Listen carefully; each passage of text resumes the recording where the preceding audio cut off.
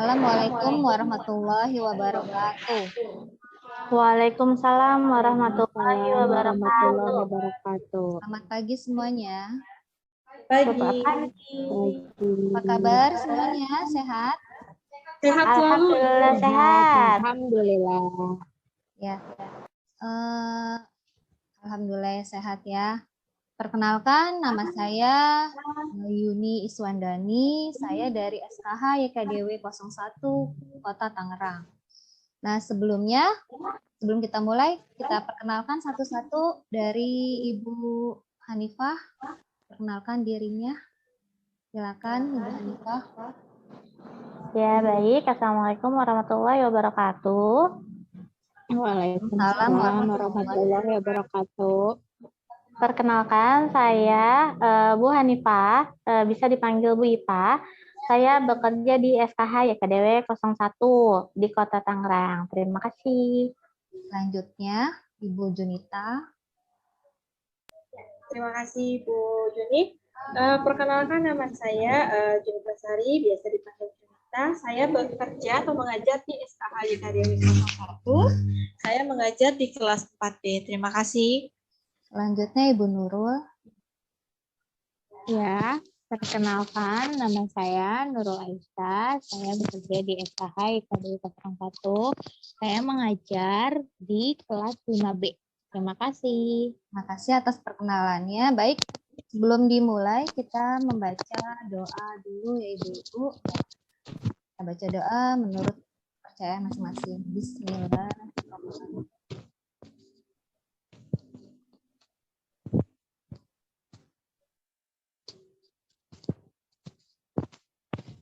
Ya, amin amin ya rabbal alamin. Mudah-mudahan acara IHT kita berjalan dengan lancar dan ilmu kita bermanfaat. Nanti kita akan ke murid kita. Peserta didik. Amin. Selanjutnya saya akan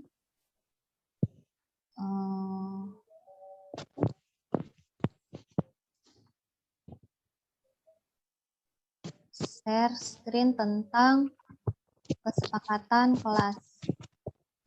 Yang pertama, kesepakatan bersama. Yang pertama, saling menghargai sesama peserta dan fasilitator.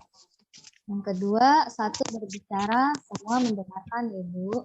Yang ketiga, tepat waktu. Alhamdulillah, semua Ibu-Ibu sudah tepat waktu. Yang ketiga, yang keempat, berpartisipasi aktif. Nanti boleh bertanya. Saya, insya Allah saya akan menjawabnya. Yang selanjutnya fokus pada sesi belajar. Oke, selanjutnya biar nggak tegang ya Ibu ya, kita melakukan ice breaking. Nah, permainannya itu nanti sambung cerita pendek. Misalkan Bu Ipah menceritakan cerita pendeknya.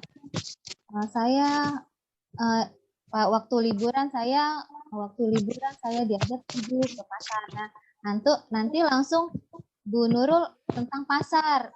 Nah, apa ceritanya gimana? Paham Ibu-Ibu? Paham. Nah, saya pilih yang pertama dari Ibu Nurul. Silakan Ibu Nurul. Cerita pendeknya. Ya, Bu Yuni, terima kasih. Ini cerita ya Bu Yuni ya? Ya, cerita pendek.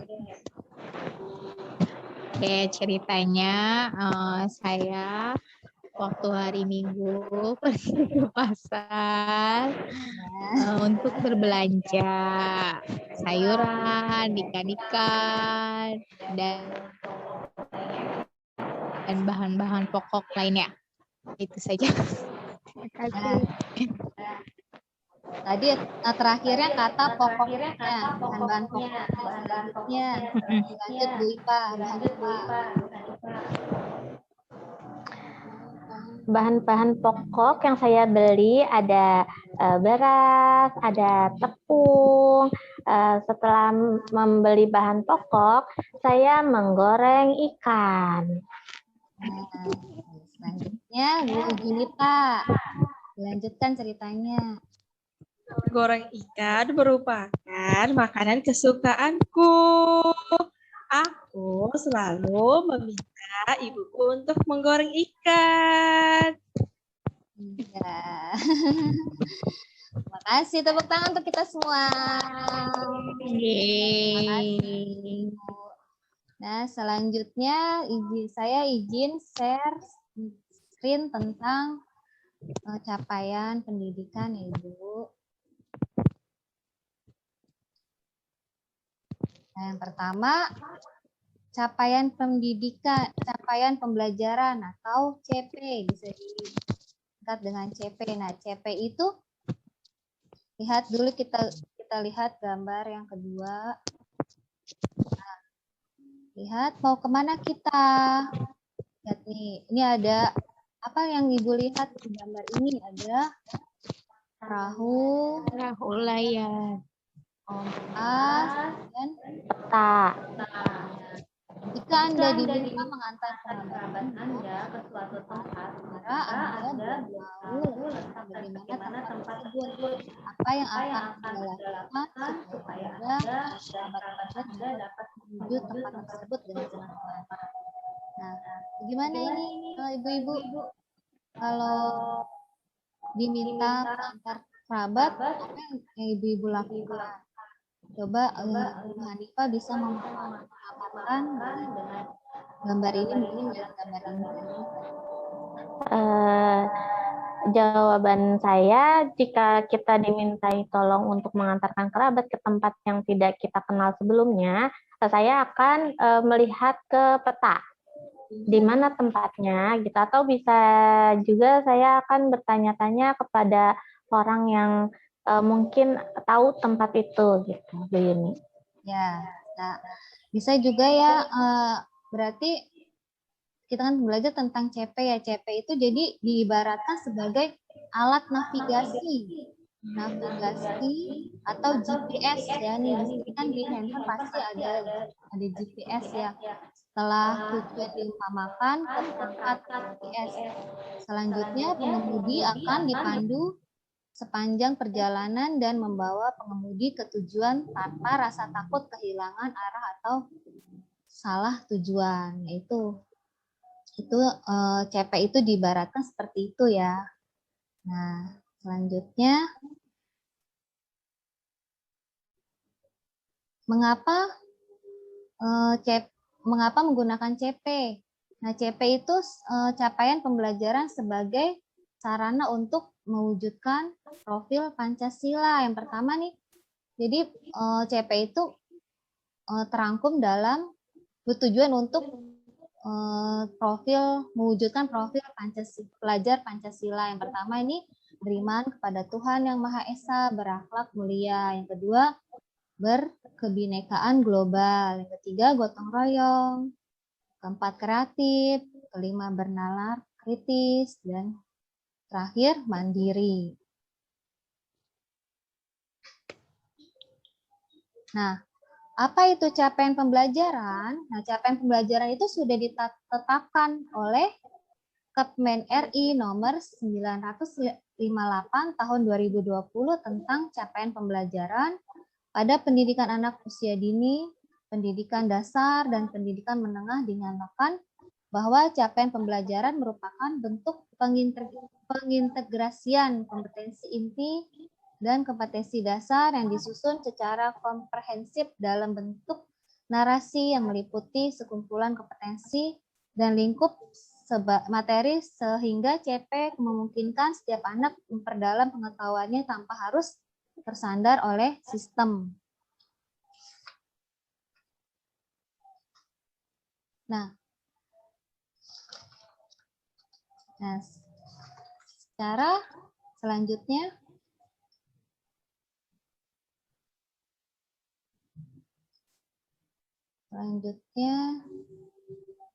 CP secara garis besar diartikan sebagai kualitas hasil pembelajaran yang meliputi tingkat pengetahuan, kedalaman, pemahaman, kompleksitas keterampilan yang akan dicapai peserta didik dalam suatu mata pelajaran. Nah, CP pendidikan khusus. Nah, kita kan sebagai guru sekolah khusus. Nah, ini sudah ada CP-nya untuk kita nanti mengambil untuk mengajar membuat perangkat nih, kita sudah ada CP khusus untuk sekolah khusus. Nah, ditetapkan oleh Dikdasmen ya nomor 10 garis miring DKR garis miring 2017. Ini CP untuk pendidikan khusus. Nah, perlu diingat ya Ibu-Ibu, pemahaman dan kompetensi sebagai acuan CP bukan materi asesmen yang secara langsung diuji di kelas. Ya, sederet perkembangan yang akan dicapai secara utuh dari pendidikan dasar sampai menengah, bukan target yang dilihat secara terpisah-pisah. Ya, terus yang selanjutnya tingkat kedalaman pemahaman konsep dan kompleksitas kompetensi dalam setiap mata pelajaran, bukan rancangan aktivitas pembelajaran. Jadi penjelasan singkat mengenai konsep dan kemampuan kunci yang dapat ditunjukkan dengan performa yang nyata, bukan objektif. Di pembelajaran yang hanya berisi topik dan konten dan yang konkret. Selanjutnya ada tujuan capaian pembelajaran. Nah, tujuan capaian pembelajaran ini untuk PAUD ya, pendidikan usia dini. Pembelajaran di PAUD, pembelajaran yang mengintegrasikan semua aspek perkembangan anak yang berkenaan pada kesejahteraannya. Tujuan CP di PAUD untuk memberikan arah yang sesuai dengan usia perkembangan anak. Ya, dilihat dari nilai agamanya, fisik motoriknya, emosional, bahasa, dan kognitif. Agar anak siap mengikuti jenjang pendidikan selanjutnya. Nah, yang kedua, kita di sini kan di SKH pastilah guru ibu-ibu ini ada yang mengajar SD dan sampai SMA ya, SD sampai SMA. Nah, tujuan CP di tingkat SD dan SMA, capaian pembelajaran menunjukkan belajar digambarkan secara vertikal dan satu tingkat yang lain serta didokumentasikan dalam suatu kerangka kualifikasi. Selain itu, CP juga harus disertai dengan kriteria penilaian yang tepat yang dapat digunakan untuk menilai bahwa hasil pembelajaran diharapkan itu telah tercapai. Selanjutnya,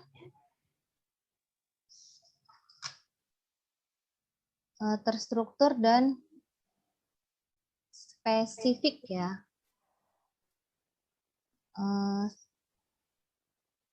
Prinsip penyusunan CP yang pertama itu terstruktur dan spesifik. Maksudnya,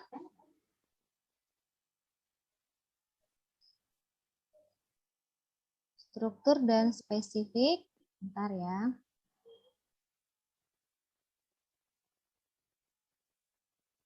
Maksudnya CP itu harus dapat diukur dan spesifik berdasarkan hierarki tahapan konseptual proses pembelajaran yang hasil belajarnya dapat digunakan untuk mendeskripsikan kemampuan peserta didik seperti yang dinyatakan oleh European Commission 2011. Bahkan secara spesifik menyebutkan bahwa capaian pembelajaran harus ditulis berdasarkan taksonomi Bloom karena telah terbukti relevan untuk membantu mengembangkan hasil belajar. Nah, terus yang kedua, prinsip penyusunan CP itu harus fleksibel sesuai proses dan tahap belajar. Maksudnya,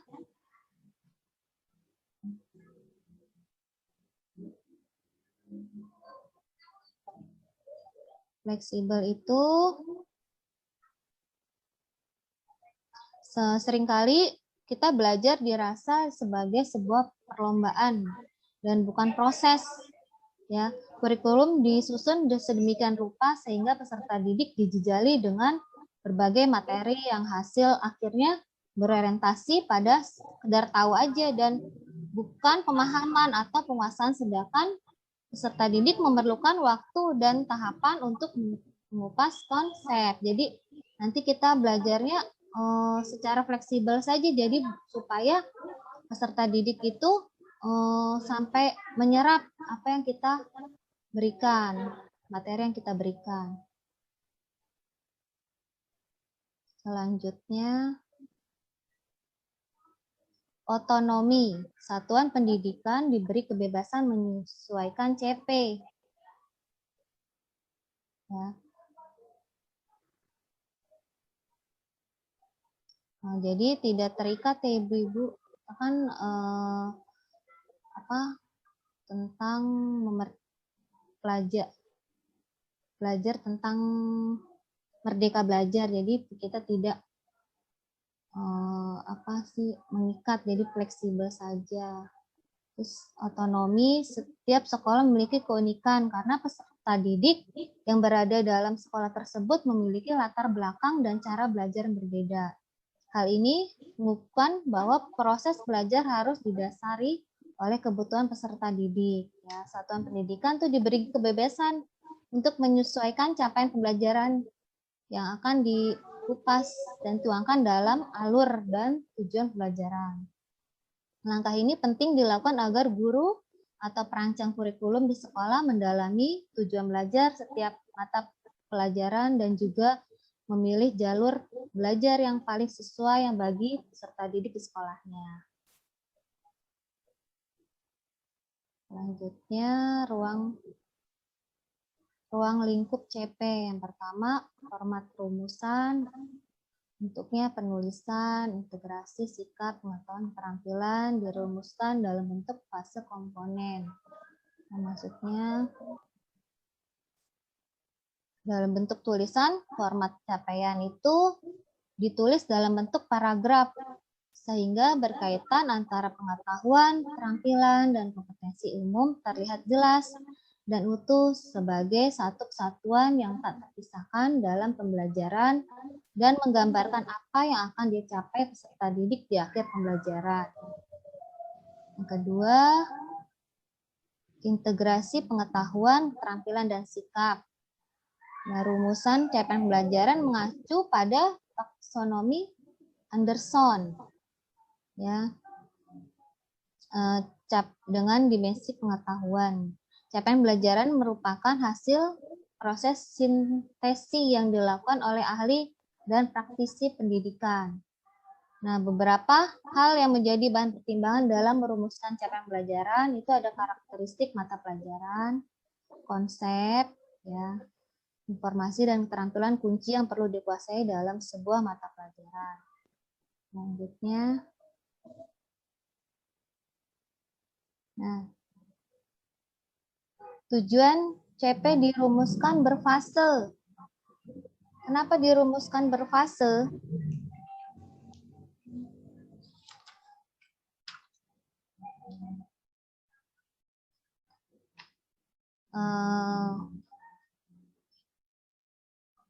Nah, materi pelajaran tidak terlalu padat.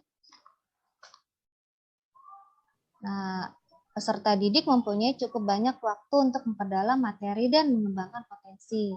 Nah, ini kenapa CP itu dirumuskan per fase. Karena dalam mempelajari sesuatu harus dipelajari per fase agar dapat mengetahui dan mengajarkan dengan baik. Contohnya, seperti kita mau belajar bermain bola basket. Yang fase pertama yang harus dilakukan apa? Bagaimana cara menggunakan bolanya. Hal ini membantu kita untuk mengerti langkah-langkah apa yang harus kita ambil dalam mengetahui permainan bola dan mengarahkan kita mengetahui fase yang mana yang belum bisa dan mana yang sudah bisa kita lakukan. Gitu.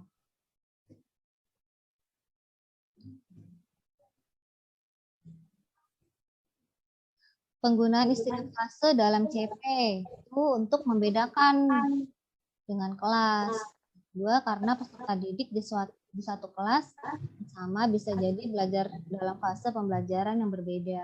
Nah, dalam satu kelas itu tidak sama fasenya, karena kan kita lihat kalau di SKH itu kita lihat dari usia mental anak. Tuh, jadi dalam satu kelas itu tidak sama fasenya, pembelajarannya bisa berbeda. Gitu. Nah, kita lihat ibu-ibu ya ada fase dalam capaian pelajaran di sekolah umum atau reguler, ini fase ada sampai fase F. Bisa dibaca sendiri ibu-ibu ya, bisa dipelajari. Nah, kalau di sekolah luar biasa, fasenya sama sampai fase F. Ya, selanjutnya, nah sinkronisasi jenjang usia meta dan usia kronologi. Bisa dilihat dari fasenya itu ada jenjang atau kelas, usia kronologi, usia mental. Fase A, SD 1 sampai 2, usia B, SD 3 sampai kelas 3 sampai kelas 4 terus 9 sampai 10 tahun, kurang lebih 8 tahun ya. Fase C, SD kelas 5 sampai 6, usianya 11 sampai 12 tahun. Fase D, SMP kelas 7 dan 9 sampai 9, usianya 13 sampai 15 tahun. Dan selanjutnya ya sampai fase F. Nah, komponen CP itu ada 7 ya. Yang pertama, rasional mata pelajaran. Bisa dilihat ya, alasan mempelajari mapel tersebut, keterkaitan antara mapel dengan salah satu atau lebih profil pelajar Pancasila, kebermanfaatan mata pelajaran dalam kehidupan anak. Terus tujuan mata pelajaran, karakteristik mata pelajaran, capaian dalam setiap fase secara keseluruhan. Capaian setiap fase menurut elemen, alur capaian, pembelajaran setiap, alur konten, materi setiap tahun. Nah, itu materi yang saya share untuk ibu-ibu. Jika ada ibu-ibu semuanya ada yang mau bertanya, dipersilakan. Saya membuka sesi pertanyaan. Silakan ibu-ibu.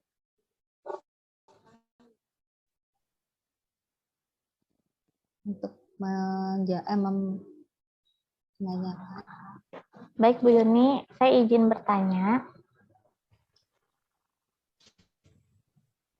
Ya, Bu Hanifah silakan. Saya mau bertanya, apa perbedaannya KD dengan capaian pembelajaran?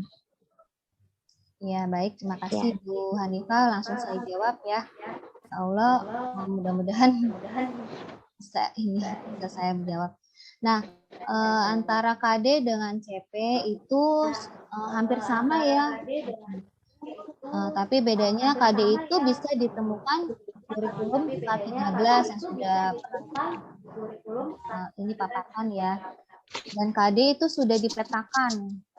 Nah, selanjutnya kalau CP itu atau capaian pelajaran sudah terintegrasi pada profil pelajar Pancasila yang ada ditulis secara narasi supaya kita bisa melihat dari garis besar dari capaian pembelajaran yang diinginkan dan disusun secara berfase-fase. Itu jawaban dari saya, Bu Hanifah. Baik, cukup jelas Bu Yuni, terima kasih. Ya, terima kasih. Selanjutnya ada yang mau bertanya? Ya, Bu Yuni, saya ingin bertanya. Ya, silakan Ibu Nurul. Ya, saya ingin bertanya mengapa capaian pembelajaran dirumuskan itu secara berfase. Baik, ya. Terima kasih, Bu Yuni. Saya akan menjawab mengapa capaian pembelajaran itu dirumuskan secara berfase. Ya, karena dalam mempelajari sesuatu harus dipelajari itu berfase. Agar apa? Agar dapat mengetahui atau mengajarkannya dengan baik. Misalnya tadi saya sudah paparkan ya tentang kalau kita mau bermain bola basket. Nah, apa yang fase pertama kita lakukan? Nah, yang pertama kita lakukan adalah apa? Mengenali bagaimana cara menggunakan bolanya. Ya, hal ini membantu kita mengerti langkah apa yang harus kita ambil dalam mengetahui permainan bola dan mengarahkan kita mengetahui fase yang mana yang bisa bolanya dan tidak kita bisa lakukan. Nah, itu mau jawabannya Ibu Nurul. Iya, terima kasih Bu Yuni. Ya, untuk sesi ini sudah cukup ya. Mudah-mudahan apa yang saya paparkan ini bisa bermanfaat untuk ibu-ibu semua. Saya mohon maaf bila ada kata-kata saya yang tidak berkenan. Saya akhiri dengan kita membaca Alhamdulillahirabbil Alhamdulillahirabbil alamin. Assalamualaikum warahmatullahi wabarakatuh. Waalaikumsalam Waalaikumsalam warahmatullahi wabarakatuh.